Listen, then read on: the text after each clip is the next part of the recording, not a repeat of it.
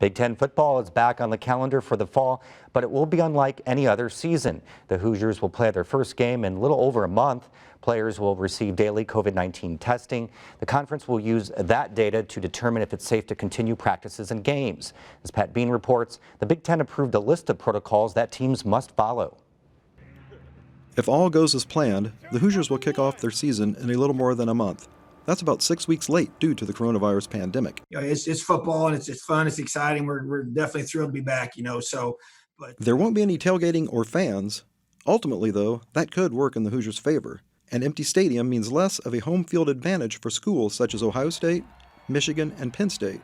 All three have stadiums that seat more than 100,000, and unlike Indiana, they regularly fill them.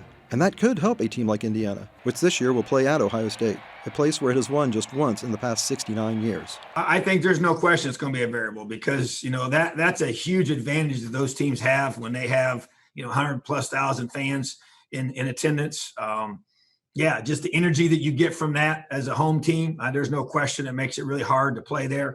That Indiana and the rest of the Big Ten teams are playing was anything but certain after the league suspended its season on August 11th. But with a rigorous COVID-19 testing program in place, the Big Ten unanimously voted to begin the season. We are so much better and so much more prepared today than we were 43 days ago. In addition to players, all staff will also be tested daily. And whether teams can keep competing will be determined by positivity rate and population positivity rate based on a 7-day rolling average. Those rates are divided into 3 categories: green, orange, and red.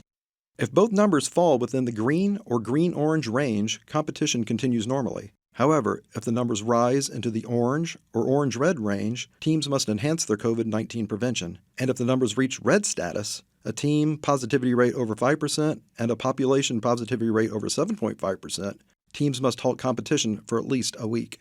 Keeping the positivity rates down for student athletes likely means them being less of a student and more of an athlete. The biggest thing, though, to me is just the challenges of staying away from large group gatherings. And that's where it's got to be disciplined. And as we've been very, very straightforward about that. If they care about this team, they care about wanting to have a season, they care about wanting to be a part of a great 2020 football year, then they're going to have to make some sacrifices. Another concern is getting up to game speed after not practicing for more than a month. How much hitting is too much to where, you beat yourself up and lose guys to games because of that. And then if you don't hit enough, then your kids aren't ready to play a Big Ten football game. But for now, the Hoosiers are excited just to be back on the field. For Indiana Newsdesk, I'm Pat Bean. Also this week, the NCAA announced men's and women's basketball games can begin on November 25th. That's 2 weeks later than originally scheduled due to the coronavirus pandemic. All other fall sports have been moved to the spring.